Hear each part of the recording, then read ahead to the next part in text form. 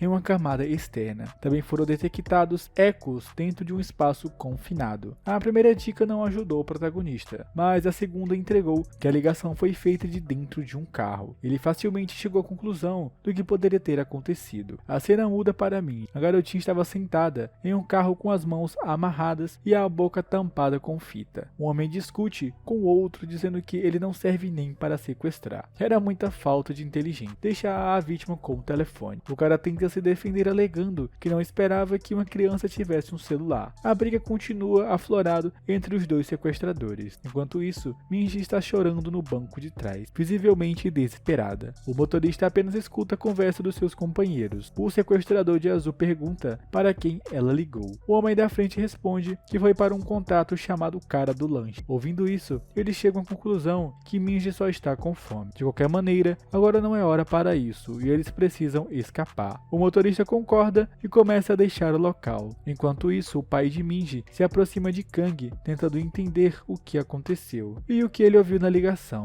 Ele deixa claro que está ficando nervoso com a falta de resposta. A IA logo entra em contato dizendo que achou alguns pertences de Minji. O protocolo de resgate da refém foi ativado e o protagonista seguiu as instruções. Ele logo encontrou as embalagens de salgadinhos que a garota comprou e ao lado também tinha uma pequena bolsa rosa. O sistema finalmente é capaz de localizar o carro dos sequestradores, graças ao caminho de migalhas deixado por Minji até o automóvel. Kang, sem pensar duas vezes, dispara em direção às coordenadas. O chefe Lee fica para trás sem entender nada, mas logo seu mundo cai quando vê a bolsa da filha no chão. Enquanto isso, no carro dos sequestradores, o motorista nota alguém correndo atrás do carro e notifica os outros. O cara de blusa azul agarra Minji, impossibilitando qualquer barulho. Em seguida, grita para o motorista não perder tempo e acelerar. O sistema anuncia que os inimigos detectaram Kang e estão tentando fugir. Então, ele deve se apressar. Nosso garoto arranca uma barra de aço com placa para usar como arma. Em seguida, continua a perseguir o carro. O sequestrador de azul ri da tentativa de Kang e até o chama de louco por achar que pode alcançar um carro correndo. Mas, por precaução, exige que o motorista pise fundo. Minji está ao lado, extremamente nervosa. Ela pensa em sua família e também no protagonista. De repente, a garota ouve o motorista dizer que o cara ficou para trás. O sequestrador riu da aparente falha de Kang ao se aproximar deles e presume que o cara cansou de correr. A verdade é que o nosso garoto pegou um atalho. Nesse momento, ele pula com toda a velocidade e pousa diretamente em cima do carro. Os bandidos olham para cima e se deparam com uma barra de ferro atravessando o teto com toda a força. Todos se desesperam e o motorista tenta recuperar o controle do carro, enquanto pergunta como esse cara chegou aqui. O sequestrador responde que isso não importa agora e manda ele acelerar para derrubar o garoto. O homem obedece, mas Kang segura firme. O sistema encontra um ponto vital, onde o protagonista pode parar o veículo. Basta perfurar o capô com a barra. Ele faz exatamente como o sistema manda e em seguida sobe no capô. Os sequestradores olham para isso desesperados e o de camisa azul ordena que o motorista pise no freio. Nesse momento, o protagonista é arremessado para longe. O diretor, junto com Lee e os outros atores, observam a cena com medo de Kang ter se machucado. O sequestrador ri por seu plano ter dado certo. Enquanto isso, o nosso garoto pousa calmamente no chão depois do arremesso. A IA avisa que ele acertou com sucesso os freios do veículo inimigo. Os homens notaram que Kang ainda estava vivo e decidiram acertá-lo com o carro. O motorista dirigiu furiosamente em sua direção, esperando acabar com esse show, mas de repente o carro começou a desacelerar. No início, os caras não perceberam o que podia ter dado errado, mas logo notaram a placa grudada no capô. O líder de azul acerta a cabeça dos outros dois e começa a gritar insultos. Em seguida, ordena que ambos saiam para lidar com esse intruso em vez de ficarem sentados esperando um milagre acontecer. Eles obedecem e vão em direção a Kang. O protagonista acerta o primeiro com um chute na cara. O sequestrador é rapidamente nocauteado. O motorista então toma sua posição, não querendo cometer o mesmo erro do companheiro. Ele saca uma faca, mas percebe que Kang é muito rápido. Os seus olhos mal acompanham. No momento seguinte, o nosso garoto também acerta um chute preciso em seu rosto. Com ambos nocauteados, o protagonista segue em direção ao carro. O líder se desespera sabendo que será o próximo. Kang olha para Minji amarrada e dá um sorriso caloroso, tentando passar segurança para ela. Depois, ele se volta para o sistema e pergunta qual é o plano. A IA responde que deve atrair o sequestrador para fora do carro. Ele concorda que é melhor atraí-lo para fora para que Minji não se machuque. O sistema recomenda pelo menos 15 metros de distância, pois acredita que o inimigo inimigo não sairá a menos que se sinta seguro. Por outro lado, o sequestrador nota que ele recuou e se pergunta se isso significa que o cara não vai atacar. Ele decide que precisa sair daqui rápido e sai do carro com Minji. O homem segura uma faca perto do seu pescoço e ameaça machucá-la se ousarem chamar a polícia. As veias no rosto de Kang saltam de raiva de tanto que ele está sentindo. O chefe Lee se desespera ao ver a filha ser feita de refém. Ele agarra o homem ao seu lado e dá ordem para entregar um carro ao sequestrador em troca de Minji. Assim ele pode fugir. O sequestrador ri da tentativa desesperada de Lee e exige que ele mesmo entregue o carro. O chefe obedece e vai em outra direção. Os outros funcionários pedem que ele não vá, mas o homem segue em frente e entra no carro. O sistema avisa que fornecer transporte ao inimigo aumenta significativamente a chance de escapar com o refém. Kang responde que sabe. Lee chega com o carro a uma distância considerável. O sequestrador manda ele colocar as mãos para cima e se afastar do carro. Em seguida, ele caminha. Quando chega perto do veículo, Lee corre em direção à filha. O sequestrador puxa a faca e no momento seguinte, líquido vermelho é visto voando. O homem cai no chão após ser acertado na cabeça com uma pedra. O protagonista tem uma boa pontaria. Aya avisa que o inimigo foi atingido com uma arma de arremesso de longo alcance. O chefe corre para abraçar a filha, que agora está segura. Um pouco mais tarde, algumas viaturas chegam e começam a lidar com os bandidos. Algumas pessoas no local notam a condição dos caras: costelas quebradas, mandíbula machucada. O pior é o último, que foi atingido por uma pedra bem no crânio. Os caras comentam que parece que causou uma fratura grave, então seria bom levá-los ao hospital. Lee é contra os sequestradores serem atendidos primeiro que sua filha, que acabou sendo sequestrada. O homem responde que apesar de serem criminosos, eles não devem ser deixados assim. Os três foram muito espancados e provavelmente vão precisar de pelo menos 3 semanas para se recuperar. Minji logo pergunta ao pai se o cara da lanchonete vai ser preso. Lee não responde, então ela se vira para Kang perguntando se ele vai para a cadeia por sua causa. O protagonista se abaixa e carinhosamente toca sua cabeça. Ele pede que ela não se preocupe, porque assim como seu pai salvou ela, ele vai salvá-lo também. Aya avisa ao garoto que se ele planeja escapar da polícia, agora era a hora. Em seguida, executa o protocolo de fuga. O protagonista olha para Lee imaginando que se ele for inteligente, ele descobrirá como salvá-lo com a sua influência. Por outro lado, Lee percebe que Kang contou a Minji que foi ele quem a salvou, provavelmente para fazê-lo parecer ainda melhor como o pai dela. Os seus olhos enchem de lágrimas ao pensar nisso. Ele logo se aproxima do delegado determinado a livrar o nosso garoto da cadeia. Lee diz que Kang é o herói que salvou a sua filha, então mesmo que esses caras não sobrevivam, ele ainda continua sendo inocente. Apenas se defendeu dos criminosos. O delegado pede que o homem se acalme e pergunta se ele tem alguma evidência de legítima defesa, como câmera de segurança ou filmagem de qualquer dispositivo. Em resposta, o chefe Lee diz que eles estão nas montanhas, não tem como ter algo assim. O diretor brota atrás de Lee, como se fosse uma assombração. Em seguida, entra na conversa e o delegado logo o reconhece. Tae diz que tem algo interessante para mostrar e clica no vídeo em seu notebook. Os dois observam com curiosidade que no vídeo aparecem 2 dos sequestradores indo para cima de Kang. Um deles estava armado com uma faca. Os rostos dos sequestradores foram capturados claramente. Logo em seguida, é possível ver que o bandido de óculos saiu fazendo Minji de refém. E contra vídeos não há argumentos. Mas o delegado perguntou como o homem conseguiu filmar isso. O diretor responde que esse lugar ali tá cheio de cineastas, né? Então quando alguma coisa começa a acontecer, as câmeras imediatamente ligam, filho. Depois disso, ele confirma o que já era bem óbvio. O Kang foi um herói que acabou salvando a todos. O protagonista começa a ouvir todos dizerem que ele é absolutamente inocente. O sistema aparece e diz que o protocolo de fuga da prisão está encerrado. Nosso garoto finalmente suspirou de alívio. Lee se vira para os investigadores restantes, deixando claro que se alguém tentar punir injustamente esse garoto, mesmo depois de ver essa filmagem, ele mostrará o quão competente é sua equipe de relações públicas. O chefe estava determinado a livrar King de qualquer infortúnio, mas ele cometeu um pequeno equívoco ao confundir relações públicas com relações jurídicas. Os homens ficaram confusos, mas depois entenderam o que Lee queria dizer. O protagonista começa a se afastar e diz que é quase hora do jantar, mas não precisam se preocupar porque ele não vai fugir. A cena muda para o refeitório do set, onde Minji está comentando um bolo. O sistema diz que sobremesas táticas de campo são altamente eficazes para aumentar o moral dos aliados. A guloseima visualmente atraente repõe energia e transmite a mensagem de apoio aos aliados, mas quando a situação situação é terrível, pode servir como um conforto. A garota prova o bolinho e começa a falar o quanto é bom. O pai pede para provar também, e Minji elogia a culinária do protagonista, dizendo que tudo que ele faz é bom. Lee se perguntou como Kang fez isso e mostrou interesse em aprender. O homem sentado na mesma mesa disse que o viu fazer, mas honestamente ele não sabe se uma pessoa normal seria capaz de fazer isso. O homem conta que primeiro você precisaria de muita força para misturar e agitar os ingredientes rápido, e o seu tempero é como uma obra de arte, é como se fosse algo especial de Kang que ninguém é capaz de reproduzir. Lee se virou para o protagonista, perguntando se por acaso ele é cozinheiro profissional ou um chefe de restaurante. Caso contrário, não há como explicar como o gosto é tão bom. Kang responde timidamente que só trabalha meio expediente em uma sala de informática que serve comida. O homem fica chocado com essa informação e está prestes a falar algo quando ouve uma voz autoritária. De repente, uma mulher desce do carro, parecendo bastante irritada. Ela é uma atriz chamada Jang Mi-jung, esposa de Lee e mãe de Minji. A garota de óculos ao seu lado é sua assistente chamada Hyo-rin. Nesse momento, Jang começa a descer a porrada em Lee. Ela diz que a filha quase foi sequestrada e poderia ter se machucado, mas ele está sentado aqui comendo salgadinhos como se nada tivesse acontecido. Minji tenta parar a mãe. Jang pergunta se está tudo bem com sua garotinha, e ela responde que sim. A expressão da mulher muda para a raiva de novo quando Lee diz que pode explicar a situação.